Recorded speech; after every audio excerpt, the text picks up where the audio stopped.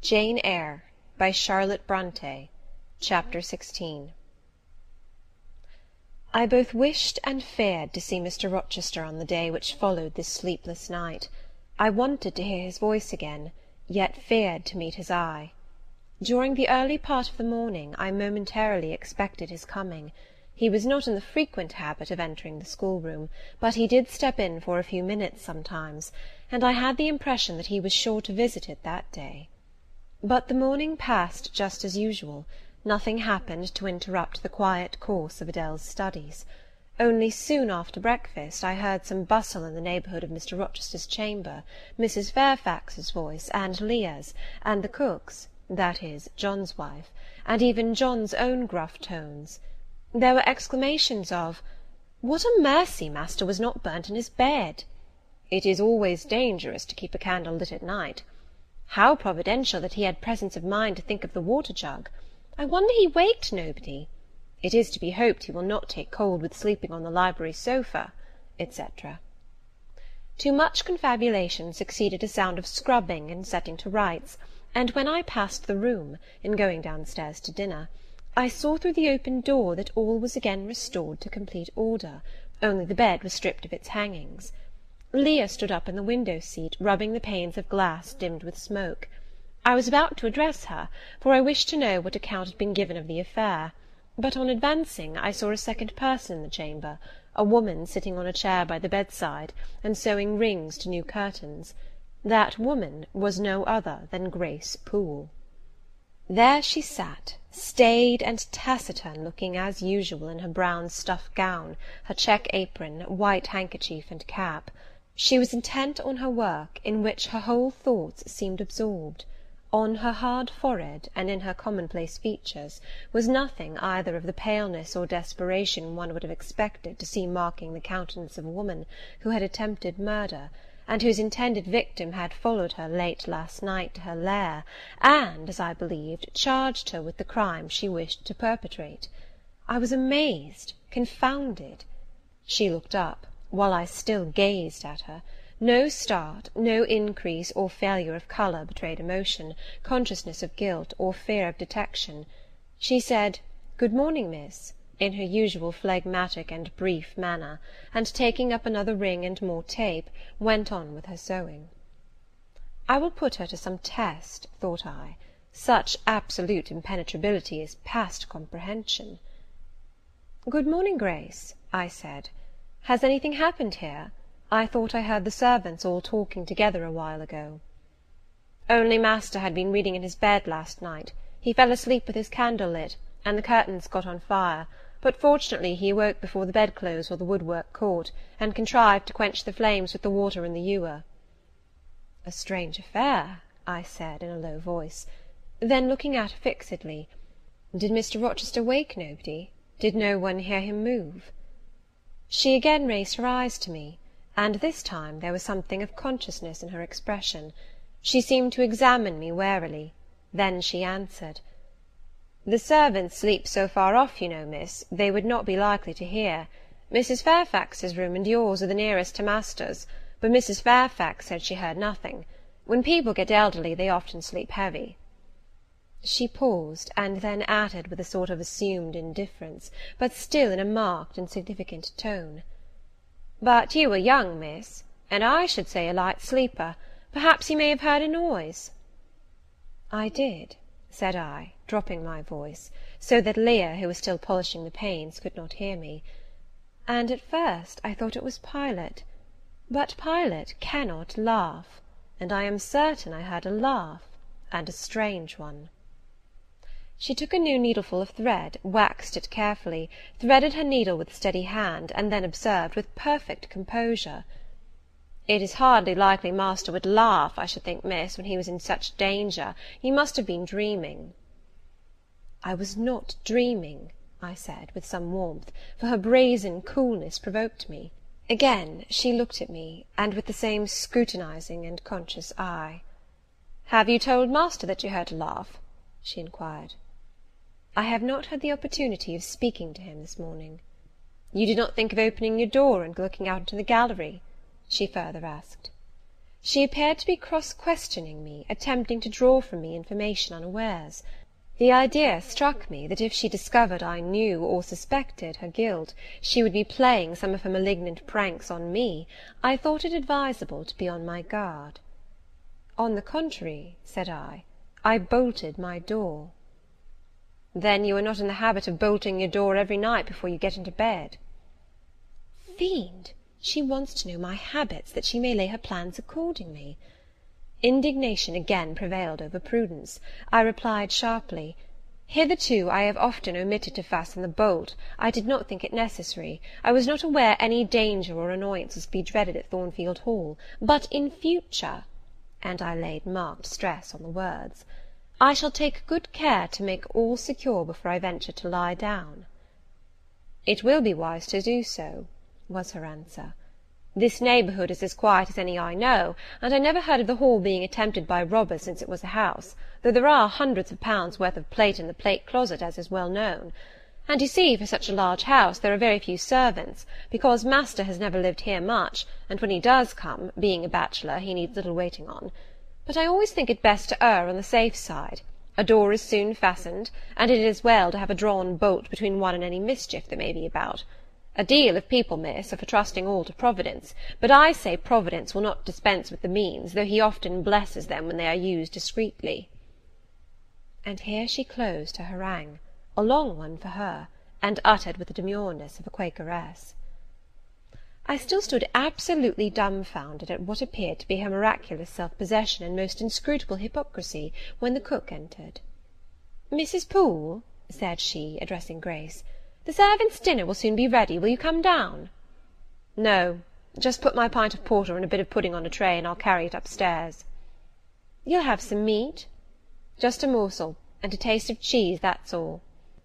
"And the sago?" "Never mind it at present. I shall be coming down before tea-time. I'll make it myself." The cook here turned to me, saying that Mrs. Fairfax was waiting for me, so I departed. I hardly heard Mrs. Fairfax's account of the curtain conflagration during dinner, so much was I occupied in puzzling my brains over the enigmatical character of Grace Poole, and still more in pondering the problem of her position at Thornfield, and questioning why she had not been given into custody that morning, or at the very least dismissed from her master's service. He had almost as much as declared his conviction of her criminality last night. What mysterious cause withheld him from accusing her? Why had he enjoined me, too, to secrecy? It was strange. A bold, vindictive, and haughty gentleman seemed somehow in the power of one of the meanest of his dependents; so much in her power, that even when she lifted her hand against his life, he dared not openly charge her with the attempt, much less punish her for it. Had Grace been young and handsome, I should have been tempted to think that tenderer feelings than prudence or fear influenced Mr. Rochester in her behalf; but, hard-favoured and matronly as she was, the idea could not be admitted. Yet, I reflected, she has been young once; her youth would be contemporary with her master's. Mrs. Fairfax told me once she had lived here many years. I don't think she can ever have been pretty; but for aught I know, she may possess originality and strength of character to compensate for the want of personal advantages. Mr. Rochester is an amateur of the decided and eccentric.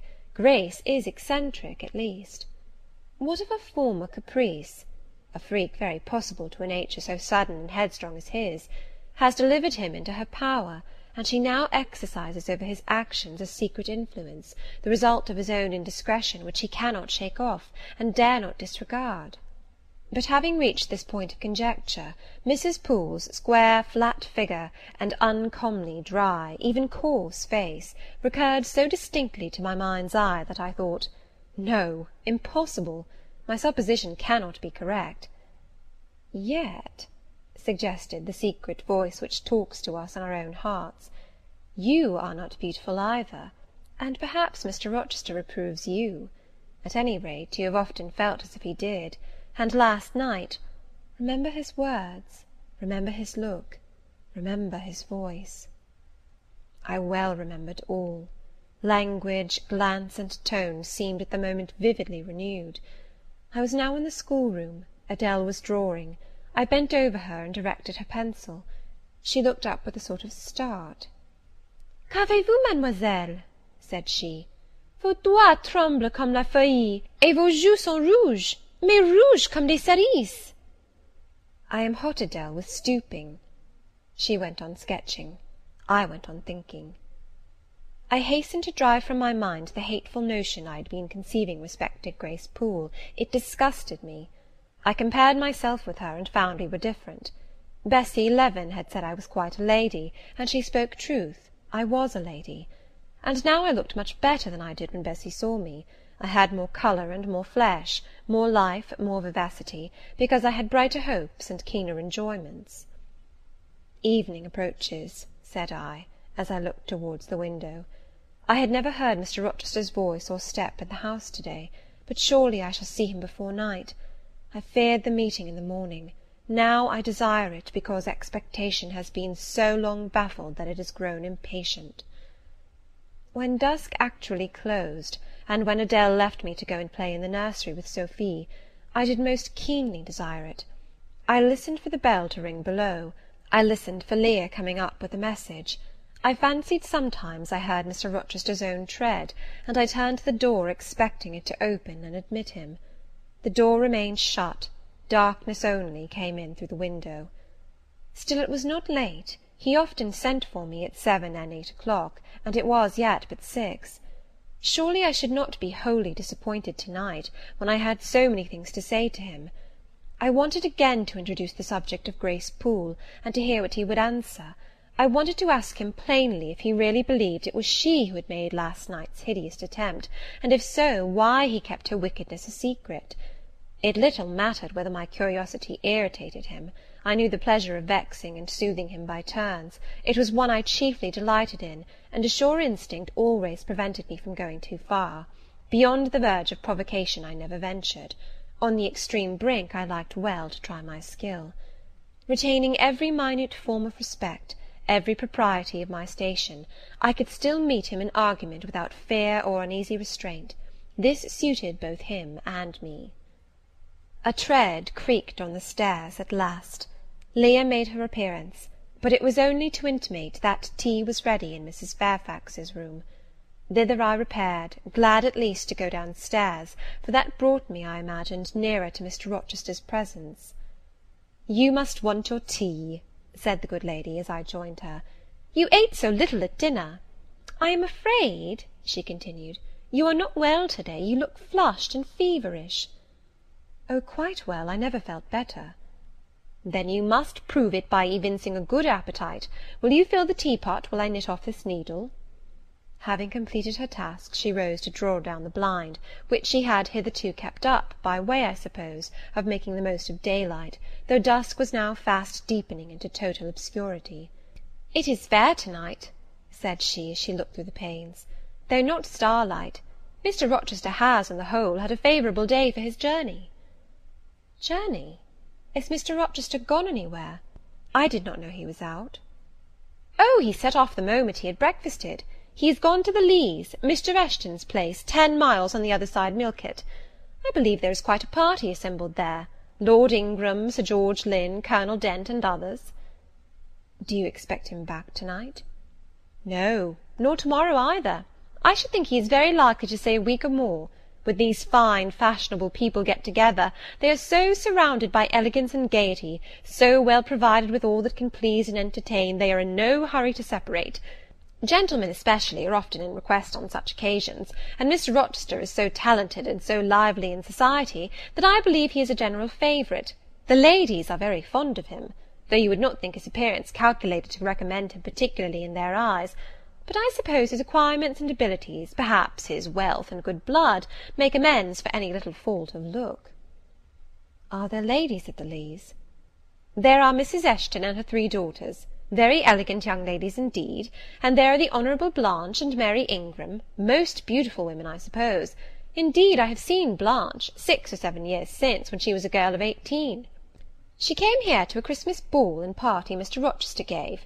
You should have seen the dining-room that day, how richly it was decorated, how brilliantly lit up.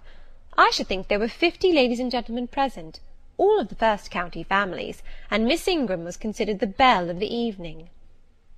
"You saw her, you say, Mrs. Fairfax. What was she like?" "Oh, yes, I saw her. The dining-room doors were thrown open, and as it was Christmas time, the servants were allowed to assemble in the hall, to hear some of the ladies sing and play. Mr. Rochester would have me to come in, and I sat down in a quiet corner and watched them. I never saw a more splendid scene. The ladies were magnificently dressed. Most of them, at least most of the younger ones, looked handsome, but Miss Ingram was certainly the queen." "And what was she like?" "Tall, fine bust, sloping shoulders, long, graceful neck, olive complexion, dark and clear, noble features, eyes rather like Mr. Rochester's, large and black, and as brilliant as her jewels. And then she had such a fine head of hair, raven black, and so becomingly arranged, a crown of thick plaits behind, and in front the longest, the glossiest curls I ever saw. She was dressed in pure white. An amber-coloured scarf was passed over her shoulders and across her breast, tied at the side, and descending in a long fringed end below her knee. She wore an amber-coloured flower, too, in her hair. It contrasted well with the jetty mass of her curls." "She was greatly admired, of course?" "Yes, indeed, and not only for her beauty, but for her accomplishments. She was one of the ladies who sang. A gentleman accompanied her on the piano. She and Mr. Rochester sang a duet." "Mr. Rochester? I was not aware he could sing." "Oh, he has a fine bass voice, and an excellent taste for music." "And Miss Ingram, what sort of a voice had she?" "A very rich and powerful one. She sang delightfully. It was a treat to listen to her, and she played afterwards. I am no judge of music, but Mr. Rochester is, and I heard him say her execution was remarkably good." "And this beautiful and accomplished lady, she is not yet married?" "It appears not. I fancy neither she nor her sister have very large fortunes. Old Lord Ingram's estates were chiefly entailed, and the eldest son came in for everything almost." "But I wonder no wealthy nobleman or gentleman has taken a fancy to her. Mr. Rochester, for instance. He is rich, is he not?" "Oh, yes. But you see there is a considerable difference in age. Mr. Rochester is nearly 40. She is but 25. "What of that? More unequal matches are made every day." "True. Yet I should scarcely fancy Mr. Rochester would entertain an idea of the sort. But you eat nothing. You have scarcely tasted since you began tea." "No, I am too thirsty to eat. Will you let me have another cup?"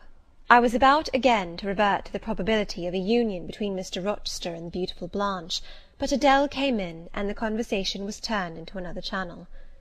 When once more alone, I reviewed the information I had got, looked into my heart, examined its thoughts and feelings, and endeavoured to bring back with a strict hand such as had been straying through imagination's boundless and trackless waste into the safe fold of common sense.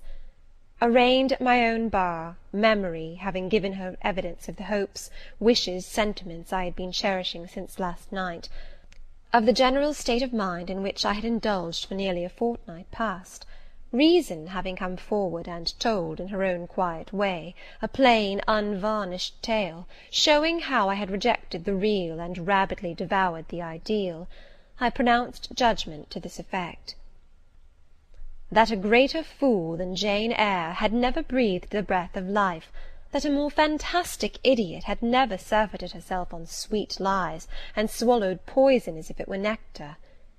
"You," I said, "a favourite with Mr. Rochester! You, gifted with the power of pleasing him! You, of importance to him in any way! Go! Your folly sickens me. And you have derived pleasure from occasional tokens of preference, equivocal tokens shown by a gentleman of family and a man of the world to a dependent and a novice! How dared you? Poor stupid dupe! Could not even self-interest make you wiser? You repeated to yourself this morning the brief scene of last night. Cover your face and be ashamed. He said something in praise of your eyes, did he? Blind puppy! Open their bleared lids, and look on your own accursed senselessness. It does good to no woman to be flattered by her superior, who cannot possibly intend to marry her, and it is madness in all women to let a secret love kindle within them, which, if unreturned and unknown, must devour the life that feeds it, and, if discovered and responded to, must lead, ignis fatuus like, into miry wilds whence there is no extrication. Listen, then, Jane Eyre, to your sentence. To-morrow, place the glass before you, and draw in chalk your own picture, faithfully, without softening one defect, omit no harsh line, smooth away no displeasing irregularity, write under it, Portrait of a Governess, disconnected, poor, and plain. Afterwards, take a piece of smooth ivory, you have one prepared in your drawing-box, take your palette, mix your freshest, finest, clearest tints, choose your most delicate camel-hair pencils, delineate carefully the loveliest face you can imagine, paint it in your softest shades and sweetest lines, according to the description given by Mrs. Fairfax of Blanche Ingram. Remember the raven ringlets, the oriental eye. What, you revert to Mr. Rochester as a model? Order, no snivel, no sentiment, no regret. I will endure only sense and resolution. Recall the august yet harmonious lineaments, the Grecian neck and bust. Let the round and dazzling arm be visible, and the delicate hand. Omit neither diamond ring nor gold bracelet. Portray faithfully the attire, aerial lace and glistening satin, graceful scarf and golden rose. Call it Blanche, an accomplished lady of rank. Whenever, in future, you should chance to fancy Mr. Rochester thinks well of you, take out these two pictures and compare them. Say, Mr. Rochester might probably win that noble lady's love, if he chose to strive for it. Is it likely he would waste a serious thought on this indigent and insignificant plebeian? I'll do it, I resolved, and having framed this determination, I grew calm and fell asleep. I kept my word. An hour or two sufficed to sketch my own portrait in crayons, and in less than a fortnight I had completed an ivory miniature of an imaginary Blanche Ingram.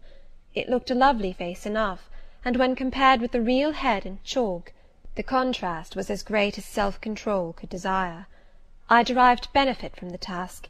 It had kept my head and hands employed, and had given force and fixedness to the new impressions I wished to stamp indelibly on my heart. Ere long I had reason to congratulate myself on the course of wholesome discipline to which I had thus forced my feelings to submit.